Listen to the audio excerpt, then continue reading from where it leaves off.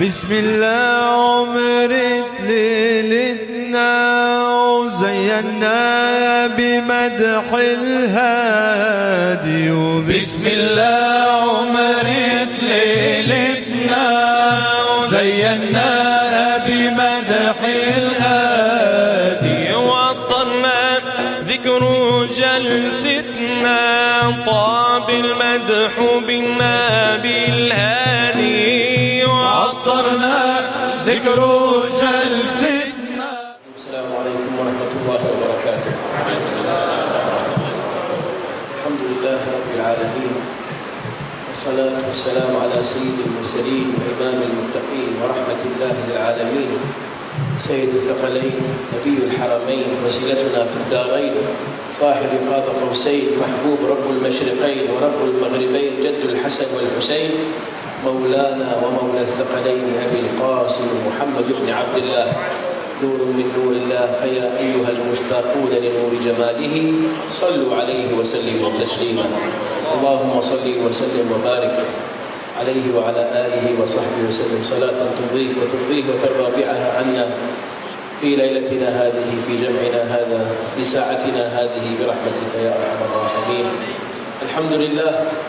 With Allah's barakah and blessing subhanahu wa ta'ala, we've been invited again by Him to attend this blessed Majlis, this blessed gathering at this time. The Majlis which is full of rahmah and barakah, where the hearts connected, the hearts of Rasulullah sallallahu alayhi wa sallam, where his truly muhibbeen gathered together and they have one aim, one intention, is to praise him sallallahu alayhi wa sallam, because by doing that we are going to reach to Allah subhanahu wa ta'ala. Because Allah subhanahu wa ta'ala, He's the one who praised Him subhanahu wa ta'ala in the Holy Quran, telling us that that is the way to reach to me, by praising my beloved Prophet Sayyidina Rasulullah sallallahu alayhi wa sallam. The life of Al-Habib al-Mustafa sallallahu alayhi wa sallam was so simple and so great as well. Because he's so simple, he was a great man alayhi salatu wasalam. The way he dealt with his family, the way he used to deal with his friends, with his Sahaba radiallahu anhum, shows us how kind he was, how merciful he was. It's not only Allah subhanahu wa ta'ala said, Bil mu'minina ra'ufun rahim. Just he called him Ra'uf Rahim, and he gave him two of his names subhanahu wa ta'ala. Not for nothing. We have to know what is the meaning of Ar-Ra'uf and what is the meaning of Ar-Rahim. Ar-Ra'uf, the one who protects his people from falling in all bad things. Yani you see your son is going to do something wrong, put his finger in fire, you pull his hand from fire. He wants to touch the fire with his hand, pull out. This is Ra'uf, Ra'fa. Ar-Rahim, the one who brings to his people, advise them to go to do all the good things. So Ra'uf Ar-Rahim is avoiding from all bad things, not by advising only, but praying to Allah subhanahu wa ta'ala all the time for this nation. Why Rasulullah sallallahu alaihi wasallam used to pray for us all the time? He spent almost all his life by praying for all of us. What's the reason? Because he knows how weak we are, the weakness we have. Nobody can say I am strong. But with the shafa'ah of Rasulullah sallallahu alayhi wa sallam, we're going to be guaranteed Allah's rahmah subhanahu wa ta'ala. In Arab history, there is, through the stories, nice examples. There is one in Arab history, is called Hatim al-Ta'i. Hatim al-Ta'i, that's before Islam. But his children, Adi bin Hatim and his daughter Safana binti Hatim, converted to Islam. Hatim al-Ta'i, what is so special on him? He was the most generous of Arabs, the generous of Arabs. In the time of need, he has a horse. You know, for Arabs, the horse and the sword is in your honor. If you don't have horse and you don't know how to use a sword, you have no honor.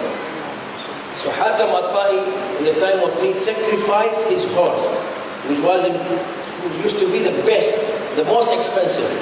But he slaughtered the horse and gave as a food, distributed its meat to the poor. So from that time, you know that they said he is the most generous of Arabs. Hatam al-Ta'i. When, after Islam, his tribe, they were against Rasulullah sallallahu alaihi wasallam. So what happened, there is a war between them and between him alayhi salatu wasalam, and they have captured all his tribe, including his son and his daughter, about 500 of them. So they've been, they are captive, they put them in, they chained them. So when Rasulullah sallallahu alaihi wasallam was walking, Safana bint Hatam, she knows that that is Rasulullah. So she recited a poem, can't remember it, but in that poem said, is it good to have the one who's generous, the one who have great honor in prison like this? You disgrace him? So where Rasulullah was walking, he hit her, she's saying that, complaining. So he said, who's the one who said that? They said, this lady. He said, bring her to me. She came. Straight away he told her, who you are? Who are you? She said, I am Safana bint Hatam al-Ta'i, the generous of Arabs. Then when he heard that, sallallahu alaihi wasallam, and why you are here? They say, Rasulullah, she will fight against us. So Rasulullah smiled. He said, she is a daughter of a great man. Release her and all her tribe. They are free fi sabilillah. All. Those days, the law, you have to pay diya, to pay to be released. You say all of them free because of her father used to be a great man, a generous man. So they say that is the generosity of Hatam al-Ta'i. He have released, he have given food to the poor. But they say al-Karam al-Muhammadi sallallahu alayhi wa sallam, the whole tribe, 500 of them, all of you go fi sabilillah. Then in return, all of them converted the same day to Islam, subhanAllah. They say, Ashhadu an la ilaha Muhammad Rasulullah. What is that? Al-Rafa wa rahma of Rasulullah sallallahu ta'ala alayhi wa sallam. So he was great, alayhi salatu salam. You see with his people, how they attach with him. One day he was walking in the market, and he saw one of his sahaba, his name Zahir. Zahir, we have not heard this name. Zahir. He was a bit dark in color, black. From I'll tell you what happened. But Syeikh Tijani once, I remember in one of the programs, he said, don't think black is not nice. All of us like chocolate. Everybody likes to eat chocolate. Yeah. So Zahir, he was in the market. Rasulullah came from behind and placed two hands, covered his eyes, Zahir's eyes, and he said, there is a slave for sale, who wants to buy him? So it's auction like. So Zahir said, he know that is Rasulullah from the sun and from the smell, from the perfume, the natural mist from Rasulullah's hand, sallallahu alayhi wa sallam. He said, Ya Rasulullah, who is going to buy a useless slave? He said, for me and for Allah and for me, you are a useless, you are useful all the time. You are rabih. He said, I am khasib. Ya Rasulullah, I am that useless. He said, you are rabih for me and for Allah subhanahu wa ta'ala. That is the way of Sayyidina Rasulullah sallallahu alayhi wa sallam. With everyone. They love him too much. Amr ibn al-As, he said, Rasulullah used to, when he never give any talk, you look to the person, to his eyes, no matter who is he. And that person, because Rasulullah always used to look to him, he will think that he's a great man. He is the most beloved man to Rasulullah. He says, so once he was talking and always looking to me when he talked. Sometimes in a Majlis, when any VVIP talk, and when he's giving talk, he keep looking to a person and talk. That person have to be, all the time frozen, and yes, he will do, yes. And then he will tell everyone, will say, the minister or prime minister, you know him? He said, no, why are you looking to you all the time? He must be your good friend. So Amr ibn al-As, when Rasulullah sallallahu alaihi wasallam was talking, he was looking to him. He said, I must be a great man. I don't know about that. So he came to Rasulullah. He said, Ya Rasulullah, am I better than Abu Bakr? Rasulullah said, no. He said, am I better than Umar? He said, no. Say, better than Uthman? He said, no. Better than Ali? He said, no. He said, I wish that I didn't ask you the question. Why? Because, see, in a Majlis, the greatness of him sallallahu alaihi wasallam went. They say the great man, Rajul Azim, in his presence, you feel he's a great man. When you're sitting with him, you will know that he's a great man, the way he talks, the way he attracts your attention. But the greatest personality is the one in his presence, you feel you are great. He make you feel you are great. And that Rasulullah sallallahu alaihi wasallam used to do. When you are sitting with him, he make everyone feel they are great. Sallallahu alaihi wasallam. Bil mu'minina. Who call him Rauf Rahim? Me, you, Allah.